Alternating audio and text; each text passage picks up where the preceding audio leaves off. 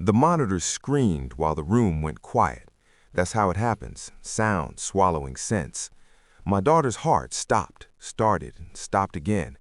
I remember counting breaths that weren't mine. I remember the nurse's eyes. And then my phone rang. My mother-in-law didn't ask if we were alive. "You still owe me 200 from poker," she said, bored, like she was reading a grocery list. My daughter's heart stopped, I said.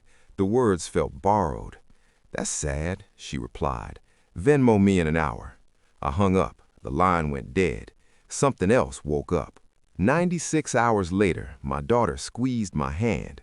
Her eyes opened like doors I thought were sealed forever.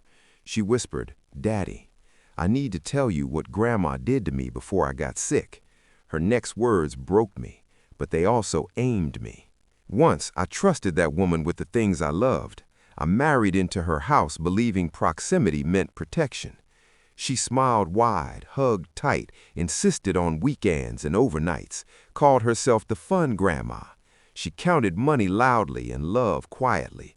She taught my daughter card tricks and called it bonding. She taught her secrets and called it games. I ignored the math. I ignored how gifts arrived with conditions. I ignored the way my daughter went silent after visits, how she flinched at raised voices, how her stomach hurt on Sundays. I told myself it was sugar, or nerves, or nothing. Nothing is a luxury liars sell. The truth came in fragments, a fever that wouldn't break, labs that didn't add up, a doctor who asked careful questions and wrote careful notes, a social worker who watched my daughter's eyes instead of her mouth, and then the confession, whispered like it was my fault for not hearing it sooner.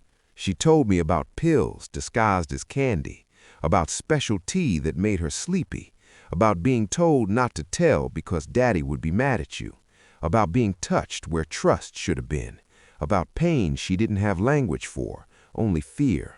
I didn't scream, I didn't cry. I felt my spine harden into something sharp. Planning came easily. Rage is loud, revenge is quiet. I installed cameras without announcing them. I pulled bank statements going back years. I requested medical records and pharmacy logs. I learned which neighbors watched and which talked. I hired a lawyer who didn't flinch. I hired an investigator who smiled thin and asked for time. I played normal. I paid the 200 on time with a note, all good. I visited. I thanked her for prayers. I let her think she was winning. Predators relax when they think they're safe. Evidence stacked like dominoes. Video of her slipping pills into a teacup meant for my child. Receipts from a pharmacy 3 towns over. Texts where she joked about keeping her calm.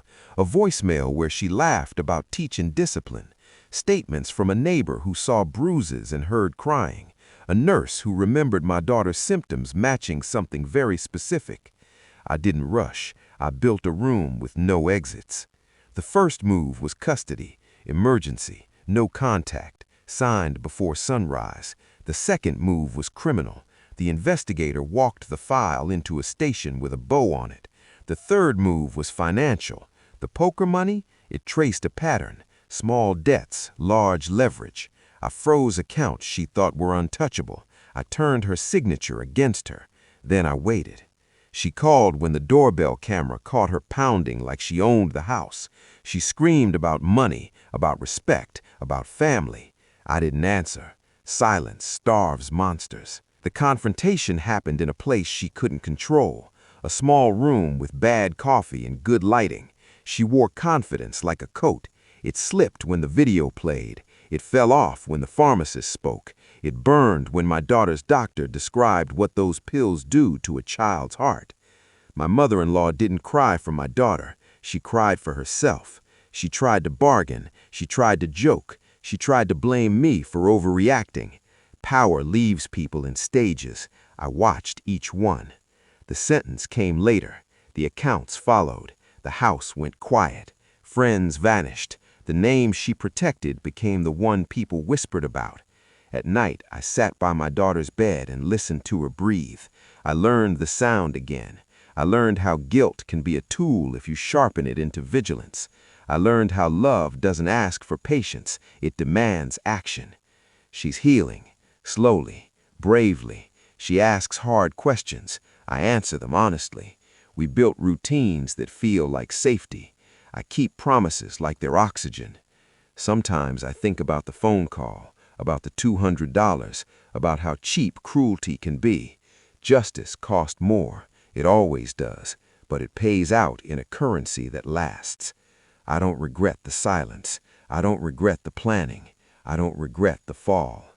If you're listening for forgiveness, you won't find it here. What you'll find is this: I heard my daughter when it mattered.